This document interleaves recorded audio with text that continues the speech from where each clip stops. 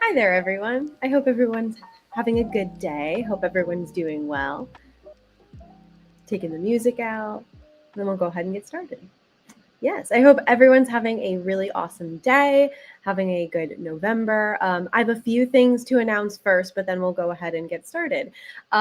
First, which is super exciting, I signed the contract yesterday, so I will be joining the cast of the Best Christmas Pageant Ever, the musical, at Millbrook Playhouse in central Pennsylvania. We run December 9th through the 18th, and tickets are available now via their website. I'll add that link to the description below after stream if you're in the area and are interested. But with that also means that Overtures is going to change up a little bit in terms of what's going to be happening during that time, in that rehearsal period and show period. I'm hoping I can chat with some people that I'm working with and have kind of a different version of Overtures, but we'll have to take a look and see how that goes. But I'm excited, and I hope to bring you guys some other fun content as well.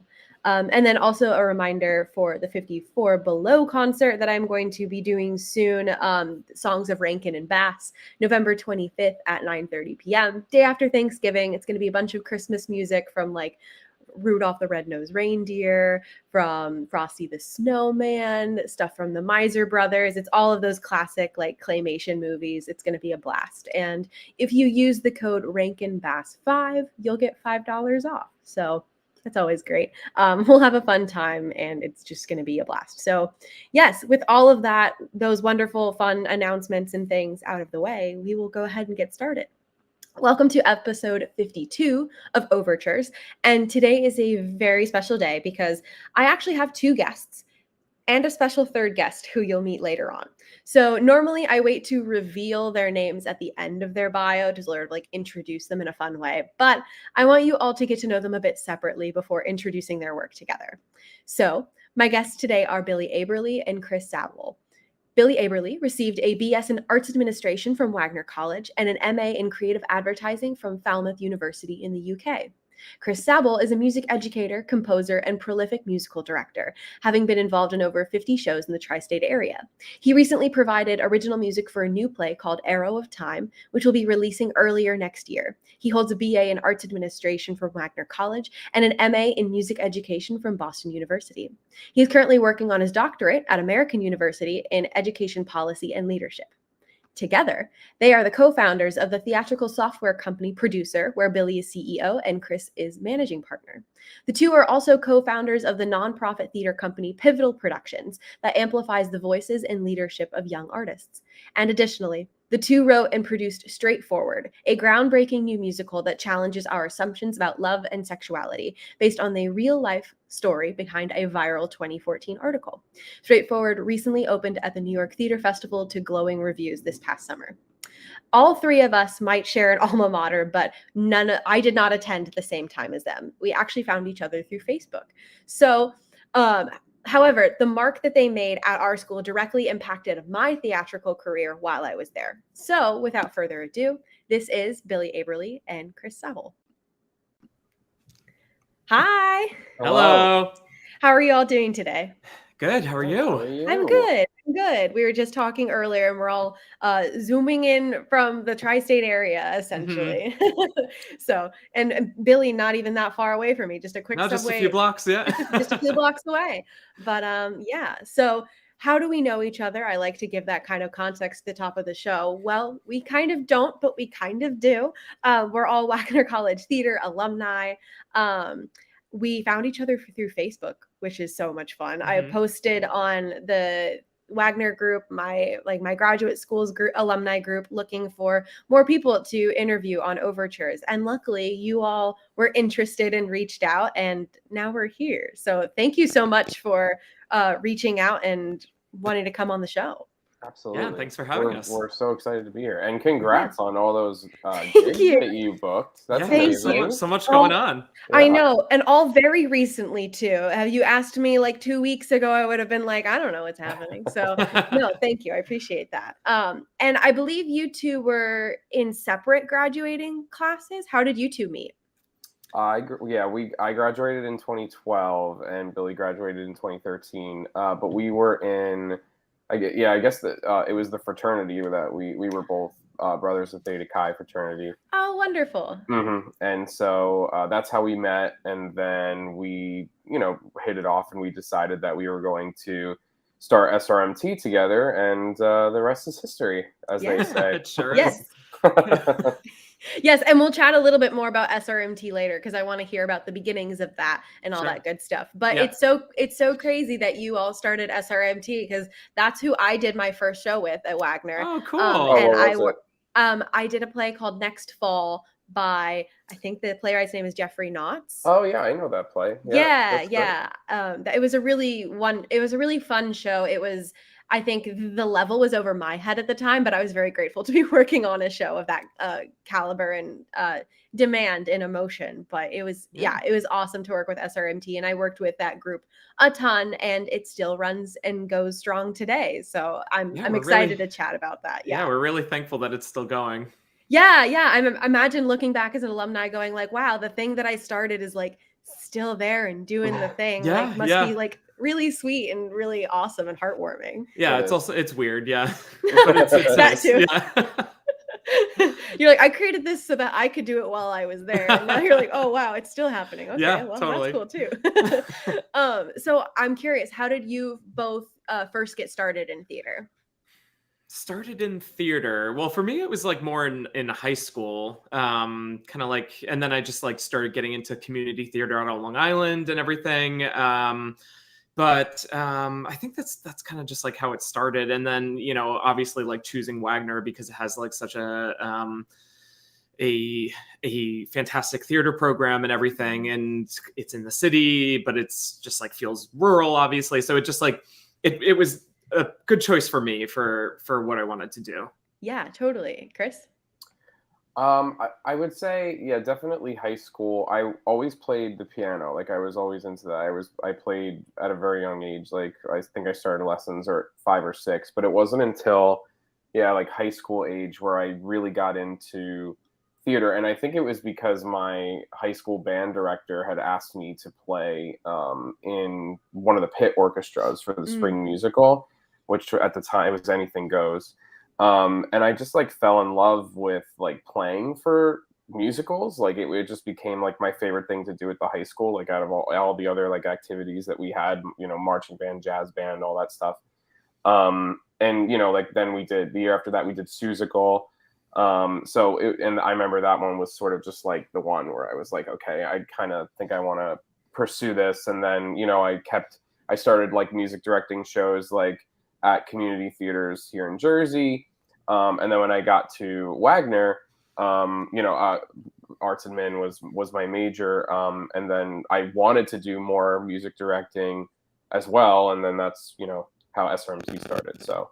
Yeah. Well, and it's so funny that you mentioned Seussical, because like, I feel like those who come into contact with Seussical at a young age, I feel like the proportions are so strange in that a lot of them end up pursuing theater. Like when people come on here and talk about some of their first experiences with theater, Seussical is one that gets pointed to a lot. And I think that that's so fascinating, but also speaks to like how much that show really is something so special for both like kids and older to like latch on and get to know theater, you know? Yeah, totally. Yeah. I love Yeah. that show. I think I wanted to do. I'm a high school music teacher now myself, Mhm. and I wanted to do that show this past year. But my students, it's just not a show that's like in the realm of like their sphere these days. Like it's Yeah. not like it was when we were there. Like when we were in high school or college. Mhm. I would love to like bring it back because I do think that at my school eventually, because I do think it has like a very powerful message for both kids and adults.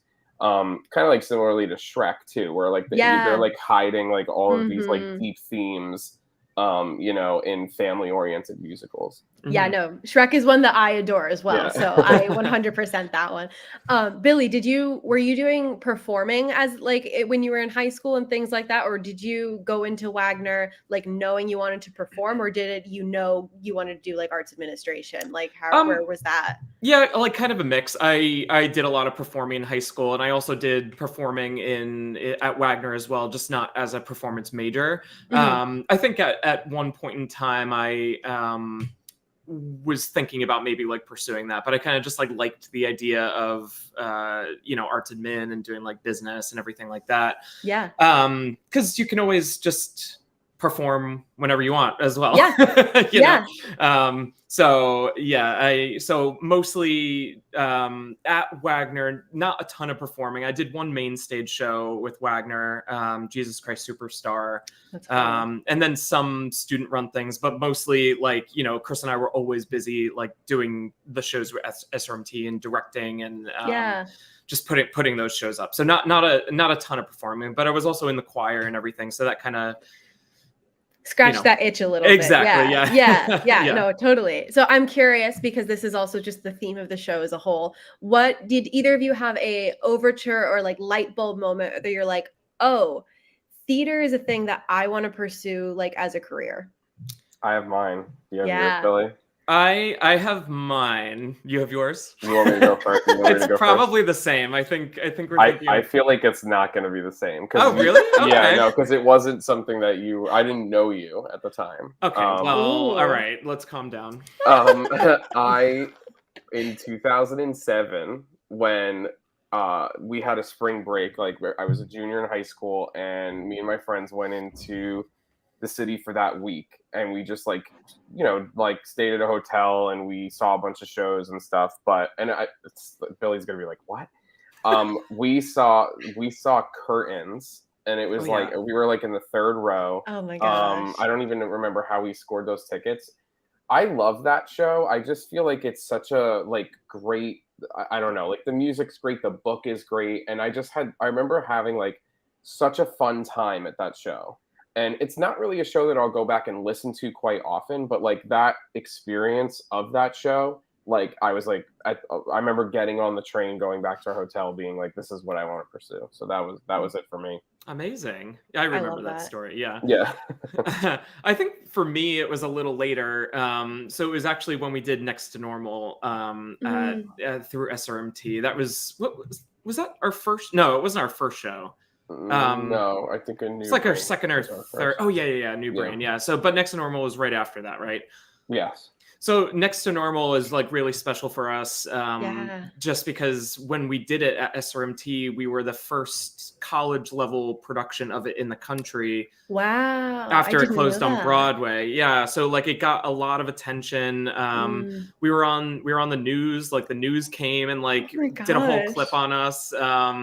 Which was fun. And I think like in that moment, like there was just like so much attention around it. And like everyone was just so excited, including us and like the cast and everything. And, we put it on 3 performances, and each performance was just like completely packed out. Like people just like we did it in the performance center, and it was just like people like, just like in campus hall. Yeah. There were just not enough space. In fact, it was probably a fire hazard. Like it was just completely packed out every night. And I was just like, oh my God, like we did this. Like people are coming to see something that we put together and are excited to do. And I think, now looking back on it, it was like more of like a smaller thing compared to just like the theater industry as a whole, but you know, it was really like impactful, at least for me, like in my career and moving forward. It's something that sticks with me. Yeah, 100%. I feel like that's definitely a show that will like continue to stay with you as time goes on. So Yeah, that absolutely. 100% makes sense. Yeah.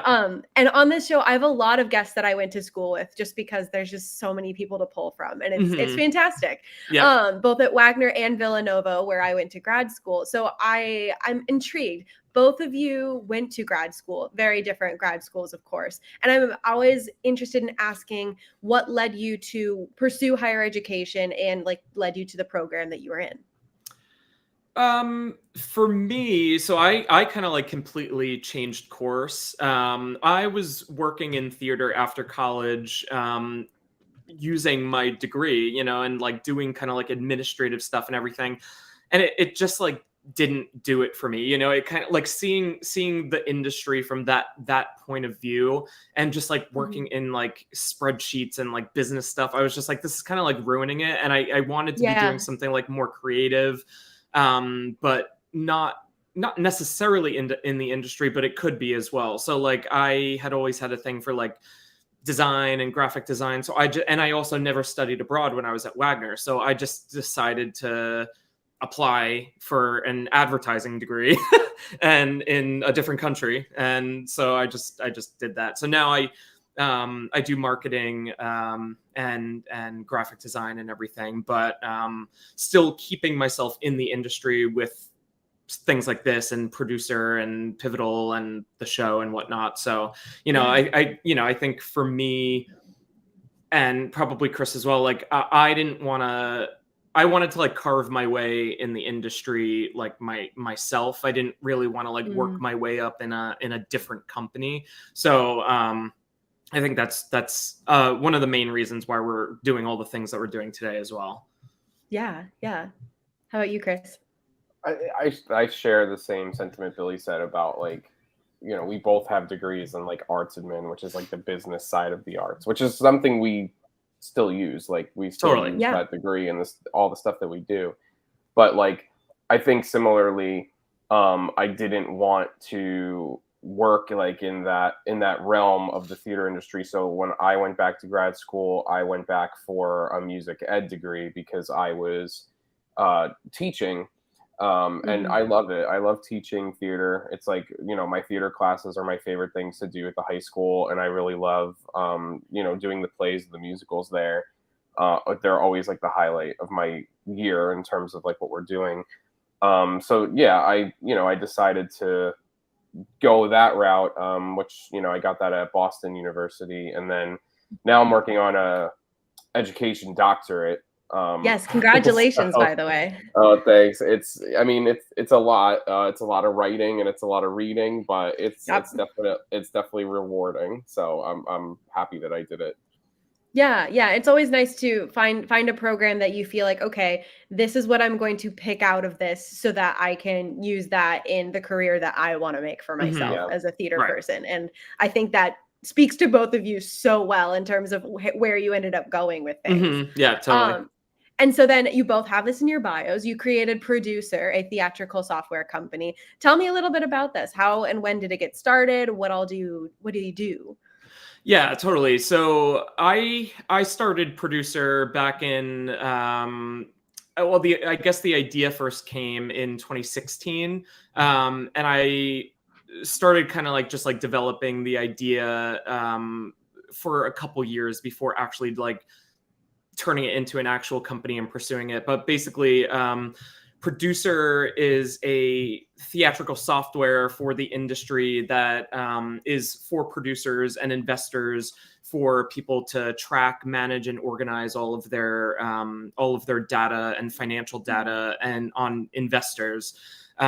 Because right now, everyone in the industry kind of just like uses Excel and like kind of a lot of manual programs, and there's no digital software that is really made for them to do their job and make it easier and automate and digitize things. So that's what Prodooser does and what we're working on. So it's in development now, and Yeah. So I mean, Keep an hopefully eye one out. day, yeah, exactly. Hopefully one day that'll be like the main gig, you know. That's exciting. Yeah, no, Yeah. that 100% makes sense because everyone has like completely different forms of their like Totally. paperwork and things like that, but also the organization of it is always like crazy. Like It's a mess right now. yeah, Google Drive is the closest we have, and even Right. then, everyone uses it. So Yeah. that 100% makes sense, and I'm Yep. excited to see more about it as Awesome. things come Yeah, we'll out. keep you updated. Yeah, absolutely. And of course, going to student-run musical theater, which Yep. has started at Wagner College, going all the way back to when you guys were first developing this at Wagner. Were there any performance groups that had been started yet on Wagner's campus in terms of like student-run theater, or was SRMT one of the first? No, CSP No, was around. CSP was still there. Okay. Yeah. But still like relatively new. Gotcha. CSP had probably been around for like a few years prior. Mm-hmm. Is that Cassie in the back? Yeah, it's my dog. I was like, the door it's open. either I know, it's it either looks that like, or it a literally ghost. just looks like a ghost came in. Yeah. So we had started SRMT in 2010. Yeah, like 2009, 2010, somewhere around there. And I Yeah. know that CSP, I think, had been around for, I would say, maybe 3 or 4 years. Yeah, that's what I was gonna say. Gotcha. Yeah. Gotcha. So we, there's always room for more performance opportunities on campus, and that was our main goal. And similar to us pursuing our careers and doing producer and everything, like Chris and I just always just like doing things our way. So in order to do that, we had to create our own group, so we could do it our way, and that's what we did. And we're really happy to see that it's still going today with our same ideals. Yeah, it's definitely still going strong today, and we'll chat about that part of it in a little bit. What led you to like founding it in like when you were in college? Was there any like particular thing where you're just sort of like, well, there's the main stage and CSP has their shows, we need more? Was it that, or was there like some other stuff going on? Yeah, it was something in there. Yeah, like just like a mix of things. It's gonna sound like really cocky, and Chris is gonna like kill me for saying this, but I think we kind of just like we saw the way that things were being done, and we were just like, I think we just collectively thought that we could do it better.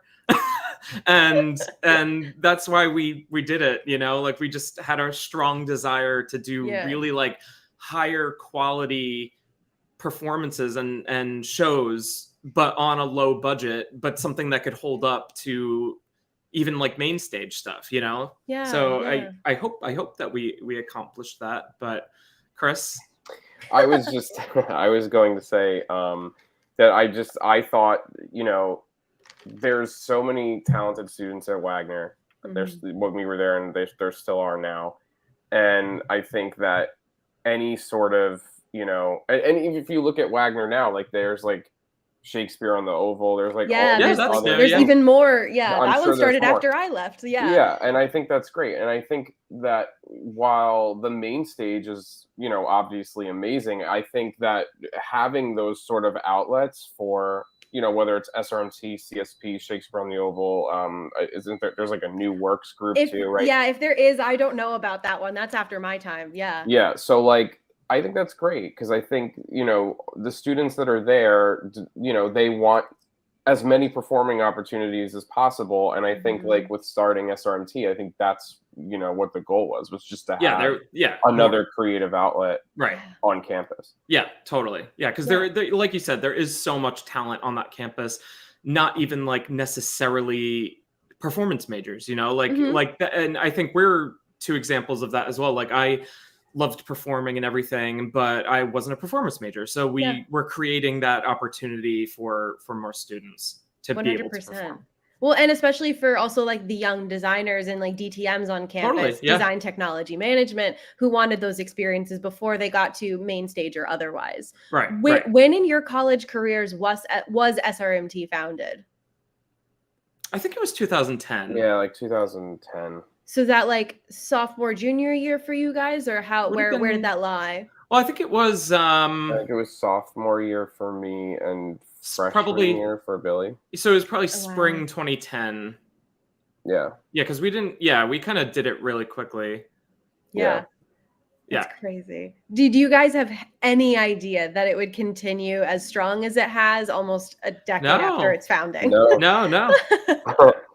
And actually, like after we left, it almost like fizzled out, right? But then a new team took it over and just made it to even more today than it was when we were doing it, you know?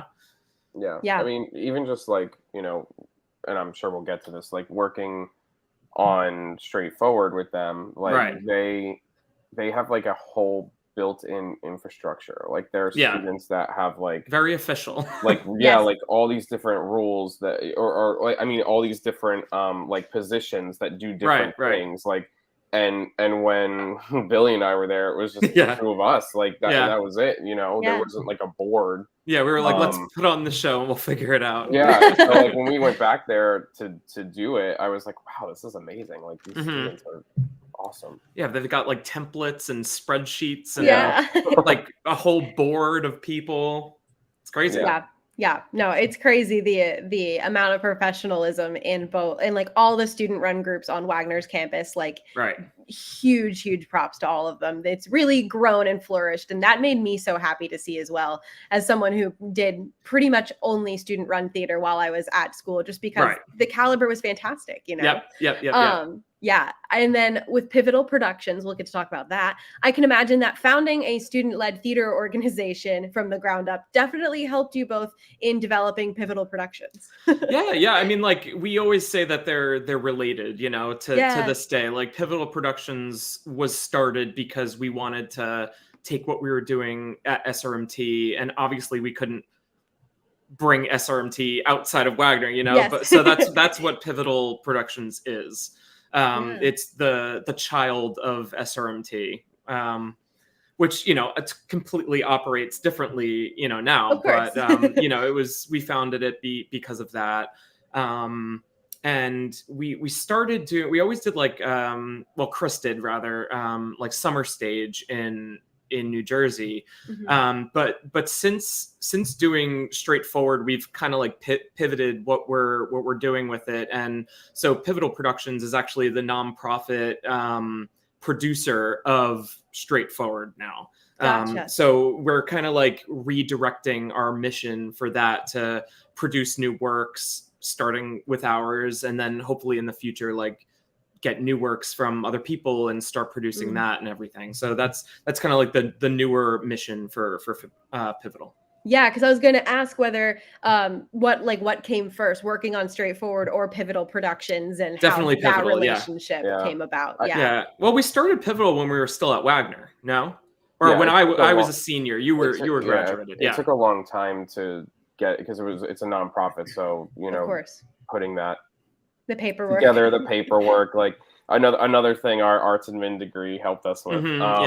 For sure. But yeah, I think also the important thing about Pivotal too is that it creates opportunities. Like the mission of it is to create opportunities for like young theater professionals, like whether they're still in college or just out of college or just getting into college, to take like hands-on roles, whether it be like directing, music directing, stage managing, whatever. Light, like sound, apprenticeships. That's sort of the mission of it, and we hope to like keep that mission when we start bringing in new works too. And it sort of was like that for Straightforward, right? Because we had student directors, we had student actors. Everyone was a student. Everybody. So, you know, we're hoping to like keep that model, you know, with other things moving forward, because I think it's like I think the reason why we did that was because when we were in college, like we had to do the arts and men internships, right? And a lot of times, like maybe you'll snag a really good internship and you'll learn a lot, or like maybe you'll snag one that's like, can you go get us coffee? You know? And so and so you know, we wanted to sort of like rebut that and like create this organization for students to have those opportunities and not be like, hey, can you run down to Starbucks and get us something? I got to, that was my internship for sure. I definitely more than anything, learned how to carry 2 trays of coffees. There you go. Yeah. Skills that help you later on in Yeah. life. Yeah. Mostly for myself. Yeah, When exactly. I need to be caffeinated.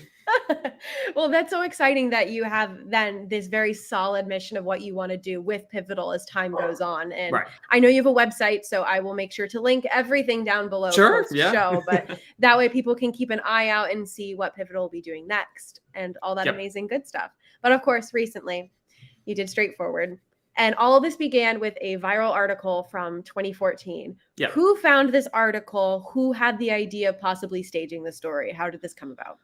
Well, I think we both found the article separately. And it's a funny story. Like we Chris and I, before finding the article, we knew we wanted to write something. And we really wanted our first piece to be something that was a true story. So we've been doing like a lot of research and everything. And we were in the city one day to see Fun Home. Actually, we were going to dinner and everything, and we were just talking about like what we want to write.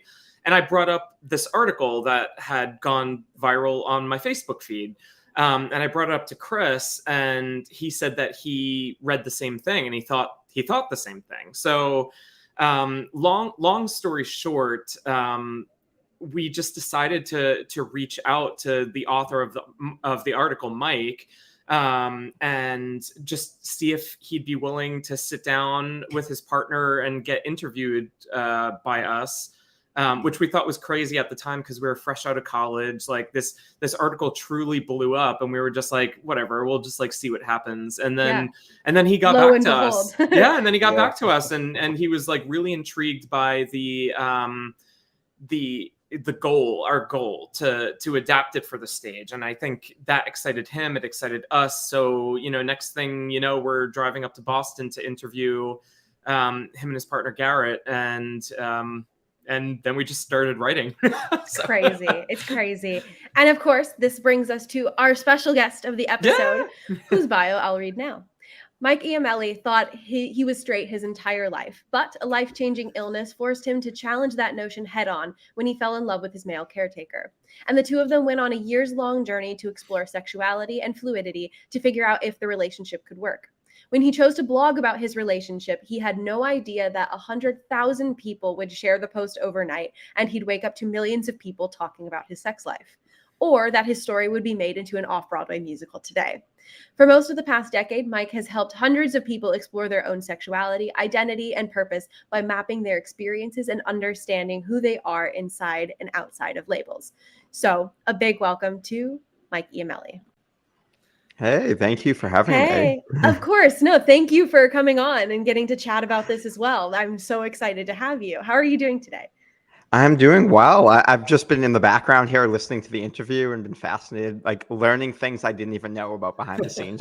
Yeah, getting to know Chris and Billy's first starts into creating all of this stuff. And before we dive into the musical and its creation, Mike, do you want to talk a little bit about your own story and writing this article that Billy and Chris would end up finding? Sure. Yeah, it was all accidental. So, I was living my life. I had gotten really sick, and as my roommate, one of my kind of random roommates from college, who I was friendly with, took care of me, I really started developing feelings for him, and it felt strange at the time because I had never been with a man, to my conscious knowledge, never been interested in a man, and basically, I thought I was going to die. So I just decided I was going to get up the nerve and I was going to say something because, I was doing crazy therapies. I was writing handwritten letters to every member of my family saying everything I've never said out loud, like just trying to get better, trying anything I could. And so I finally, got up the nerve, and I'm fortunate that Garrett is one of the most thoughtful people in the world. And he said, okay, this is a lot, but let me sit with this.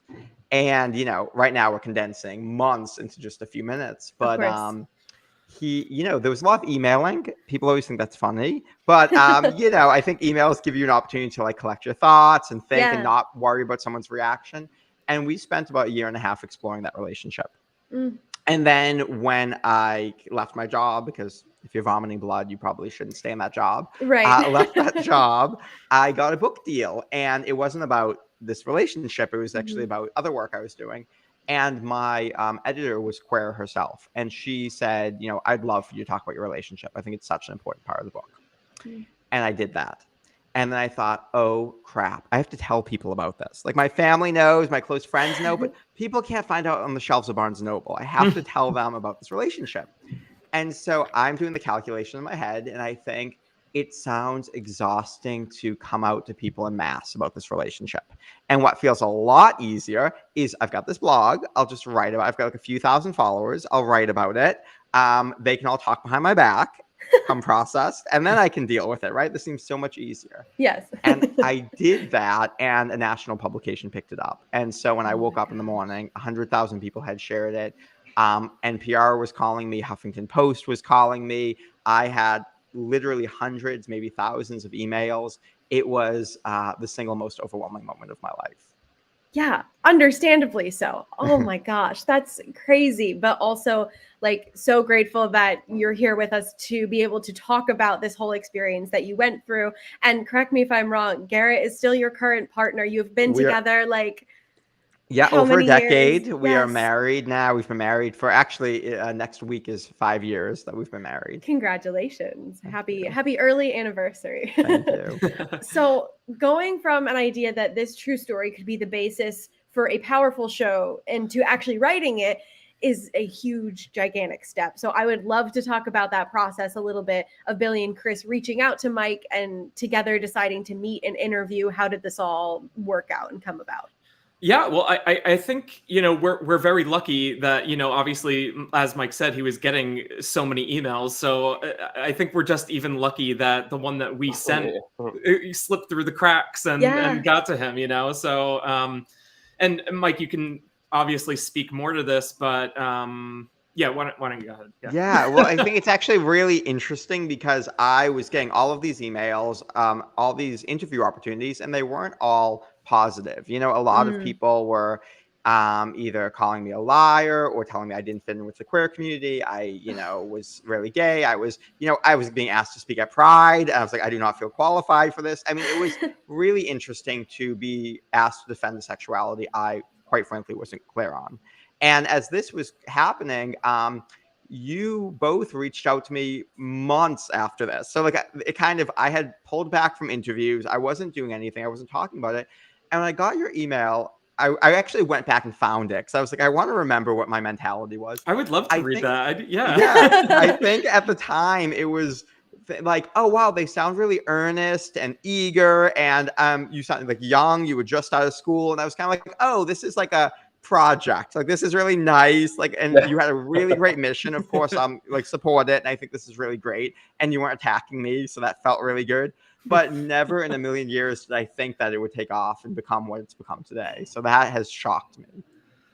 Oh my gosh. Well, and what was going through your heads during this idea of like going from that to also being like, yeah, let's all meet in person and do interviews? Well, I just remember driving up there at the time and just thinking, like, what are we doing? Like, because we had just graduated, like, we had never done this before. We definitely felt like in over our heads. I mean, like, I still have the original recordings of the interviews with both Mike and Garrett, and I listened back to it, and I'm just like, who was I? Like, you know, it was just like weird. Like, I'll listen to it, and I'm just like, I sound like an idiot. Like, you know, like, so I don't even know,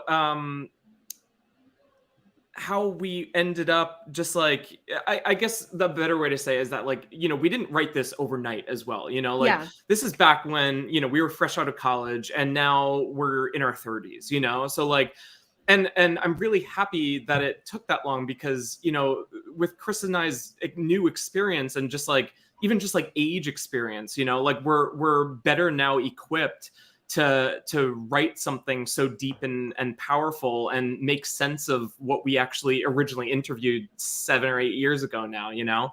And of course, like once we interviewed them, we started plotting everything out and writing some things, but like, you know, I don't think any of that made it to what's currently in it today. You know, it's just completely changed. It's So, yeah, you're right. Actually, some Yeah. of it did, but most of it like was written relatively recently compared to when we first interviewed both Mhm. Mike and Garrett. Do you remember which one it was that it was from that era, from that very beginning? What, the first song? Yeah. Well, I guess it was Still In It was the first one written. Well, besides that one, the one that Oh. was like written for the intention of the show. Replay. No, it was two people. Like two people was like literally Oh. written in like 20. That was the first song that was written like after we got back from. Oh yeah, you're from right. Boston, Yeah. Because you were at your old house. Yeah. Mhm. Yeah. Yeah. Okay. Oh my Yeah. goodness. How long did it take for you to take these interviews and stories and write this show? And obviously you're talking right now about there being so many different drafts of it as well. So I guess Yeah. that's like one thing, but I guess how long did it take you to write it originally? And then how long have you been like crafting it since then? Ugh, I think been it's all some fluid. Like, Yeah. you know, like Yeah. our first finalized iteration didn't come until we did it at Wagner, you know? Yeah. And the original drafts of this had like other characters besides Mike and Garrett. Like we were going to include other characters, other people that were like Part of the story. part of the story, and then like we decided to not do that and sort of strip it back to just the two of them, which like I remember being like, I don't know if we can do that. Like how are we going to craft a musical that's like an hour and 30 plus with just two characters, but in hindsight that was definitely the right decision, I think. Yeah, because the whole story is just about them, you know. Like of course there's other people like mentioned, and there's other people that like kind of like shape the story, but like when we were writing it, we were like, we don't want to take away from that subject, you know. Like it really is about them. They're both living in this situation together, and you know, we just didn't want to distract the audience at all, besides what was going on between the two of them on stage. And not only that, but like logistically, like there's not a ton of 2-person musicals out there, you know. I mean, like we just, whenever we name them, we're like, okay, last 5 years, whatever, but and maybe like a couple other ones, but it's obviously more rare to have something on stage that's just 2 people, you know. So we really wanted to like hone in on that and make that a thing as well. Yeah, 100%. And Mike, how privy were you to their writing process? Did you only get to hear the final product? Did you hear along the way? Yeah, it was really interesting because I would get these periodic emails that would just say like, you know, we're still working on this. And then in 2020, I think during COVID, you guys had a lot more time to work on it. And this is, you know, 6 years since they interviewed me. So I thought this was dead in the water. I had, you know, no real thoughts about this. And I got this email. I was like, okay, you know, we're done with the script and we're going to move on. We're going to be, you know, working with Wagner to put this on. It's kind of like, oh, this is like really happening. And so I think then we had a more serious meeting where I got to kind of look at a little bit of how it was shaped. And I know you were both a little like nervous of some of the things that, you know, you were taking my character in, because it is a little weird to have a fictionalized character. And obviously it's not going to be 100% accurate. But what I was actually shocked by was how biographical it was. Like, I don't remember what I said in those interviews, but it was, you know, we had the opportunity in December 2021, I believe, right? The recording of the show at Wagner. And that was great to have, because we could, like, we watched it, half of it in one night, half of the other. And the first half we were kind of like, it didn't happen like that. That didn't, and like, we had like, all right, this isn't us. Like, you know, this is just people.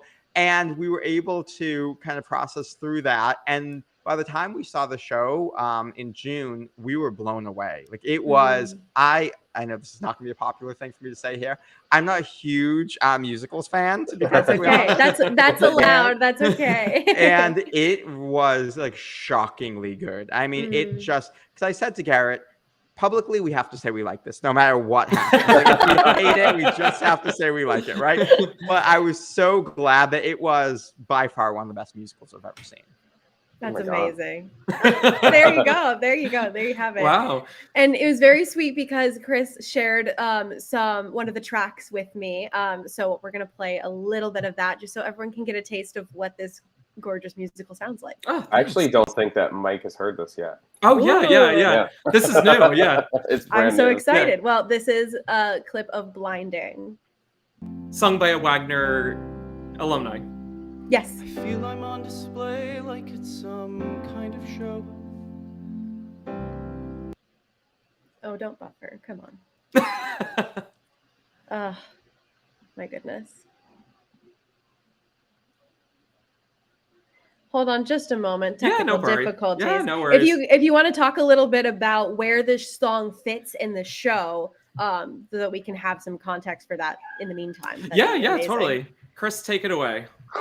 So Being that he wrote the song. Yes. So this is a song that Garrett sings in the show, and it's right after Mike and Garrett have been, I would say, like the most intimate with each other up to this point in the musical, and Garrett sort of, it's his own like inner monologue of how he's processing this whole thing, and whether or not he like the lyric that stuck out to me. I don't know if you'll get to it in the clip or not, but the first lyric I wrote for this was things will be much harder if I go this route.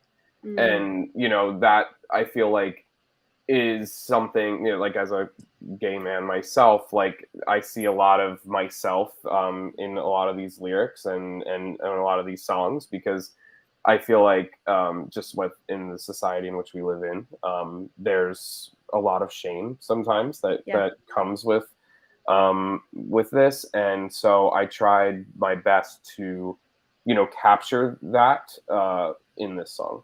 Yeah, amazing. And I pulled it back up, so hopefully it will not buffer this time and we can get through it. So crossing fingers. Cool. I feel I'm on display like it's some kind of show. 100 feet of water and I'm trapped below. If it was easy, I could turn back around. If it was easy, I could shout it out loud. And just like that, you meet someone, catch feelings that you can't outrun. I'm fine, I'm tired of trying. It's not like this with everyone, like staring straight into the sun. It shows life is blinding.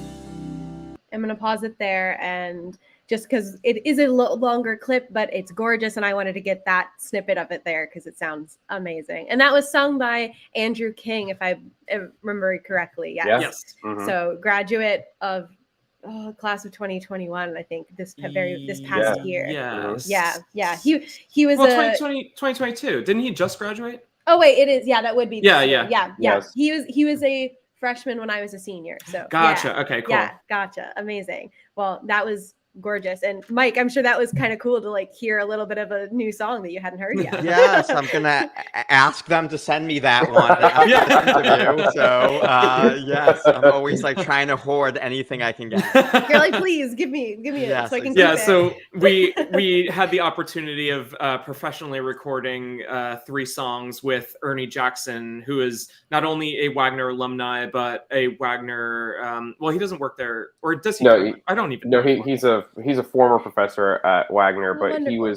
he was there in the music department when we were there, and he actually played for Next to all of our Normal. shows. He played for Spring Awakening too, I think. Yeah, so that's how we got to know him, and I did my first record at Ernie's studio, working on a second one now.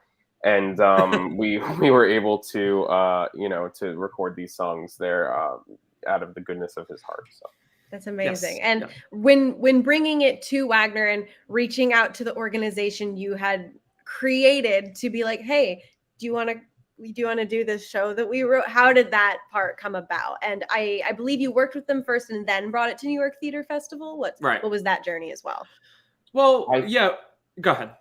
I was going to say, I think the first thing we did was we talked to Dr. Ruff because we weren't Yes. sure like which way to go. And then she actually was the one who suggested, she was like, well, why don't you just ask SRMT? And we were like, oh. Yeah, I guess we could. Light bulb. Yeah.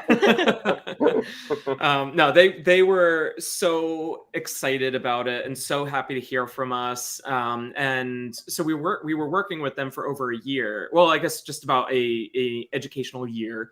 In the fall of 2021 is when we started, and we were really workshopping it. Like, it wasn't a full musical yet when we first brought it to them, you know, like we didn't have a final script until when we did our reading of it in Foundation Hall at the end of that semester.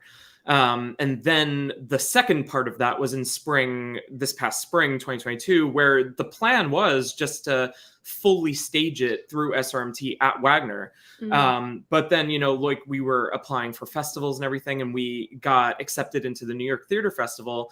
And, you know, we had to think about which way we wanted to bring it. They have a lot of like strict rules and everything. Like, if we're doing that, we can't put it on anywhere else. Right. So instead of, you know, bringing it elsewhere and doing it whatever, we were just like, hey, like, do you guys want to do the New York Theater Festival? And of course they were like, hell yeah. So we just rehearsed in the spring as normal, as scheduled. And instead of putting the production up at Wagner, we put it up for the festival in the city. So that was all Wagner created and everything. That must have been so special to go back and meet the current students, and also being able to become collaborators with a new generation of Wagner students. Yeah, absolutely. Who are just ridiculously talented. So ridiculously which talented. I'm not shocked by, you know. And we actually, me, Chris, and Sophia, the director, we got interviewed by Lee Manchester for the Wagner magazine. So that's coming out in the next issue. So if anybody gets the Wagner magazine, look out for us. Yeah. Amazing. Yeah. And then Mike, you said you got to see the production at New York Theater Festival. That must have been just like so crazy again to see in person.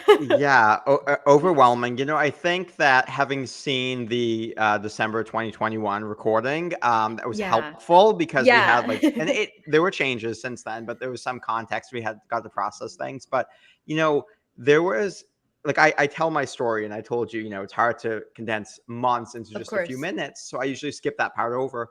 This musical is only that part. So it's only the part that's really hard to talk about. And it was beautiful and profound. And I think for me, the biggest impact was I realized a lot of queer media is about externalized homophobia, which is important. We need to keep talking about it. Absolutely. But this musical is so much about internalized homophobia. And there was this moment where Garrett screams, "I'm not effing gay."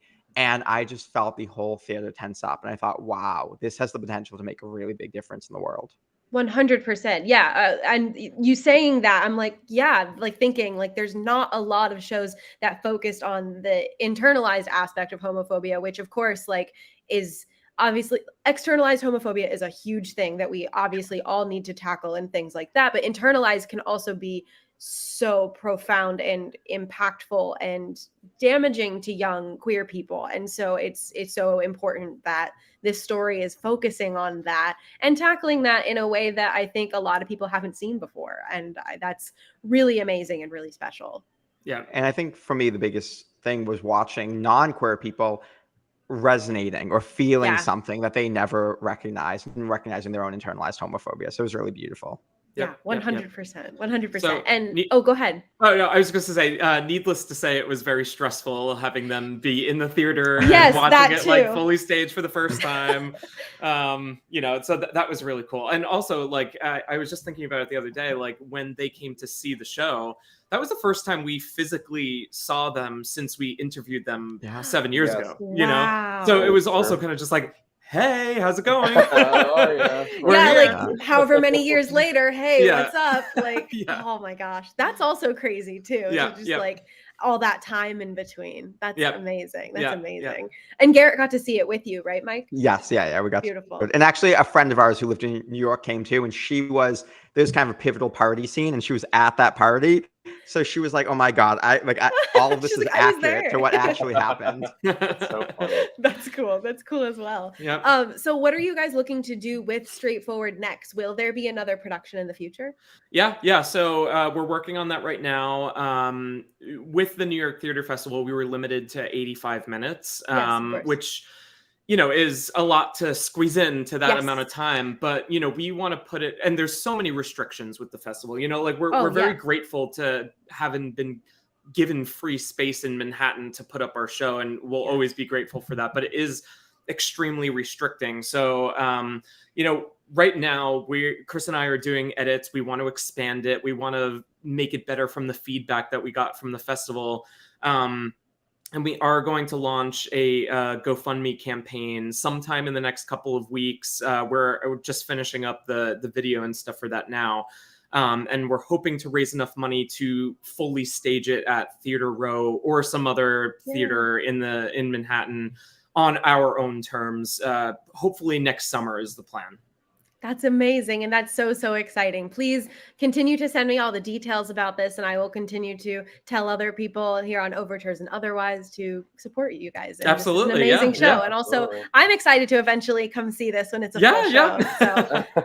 So excited for all of that. Thank you so much. And it's crazy. We've pretty much come to the end of this episode. It's flown by so quickly. Yep. Really But fun. before we head out and all that good stuff, I want to check in. What are everyone's social medias? Where can we find all of you? I'll put all the links below afterwards, but just want to run through it real quick with all of you. Yeah, totally. So the musical is at Straightforward Musical on Instagram, and it's straightforwardmusical.com. I'm at Billy Aberle. Twitter and Instagram at Chris Sabs, SABS. And I'm just at Mike Iamele. Amazing. You can find me on Instagram and Twitter, but with how Twitter's going, I'm not sure how long there. That's true, yeah. At Lora_Marjoram, and then my website, www.loramarjoram.com. You can find this show on Instagram at Overtures Show. That's where I post the most up-to-date, what's happening next on the show. There's clips, there's who's coming next in their bios. You can submit questions. We have a good time there. And then, of course, you can watch the show here on YouTube. That's where we go live. So come join us, say hi, ask questions. And then also publishing all of these episodes on Spotify and Apple Music. So go check that out. I'm pretty much up to date, which is crazy to think about. I'm only an episode or two behind. So it's pretty up to date. All of them are there. And I'm trying to do a thing where if you leave a rating and a comment, I will read them live just so that we can have some fun here and Cool. get to hear yourselves and say hello and all that good stuff. My next stream is going to be on Friday, November 18th at 1 p.m. with Zach Sloan. He's another Wagner grad who I ran into recently doing some background work. And so we're going to have a fun time chatting. But yeah, with that, does anyone here have any final thoughts for viewers live and in the future? Come see our show next summer. Perfect. I love that. And with that, we'll go ahead and finish up the episode. So thank you so much for watching, and thank you all for being here. I really appreciate it. And Thank you so much. we will see you all later. Of course. Bye, everyone.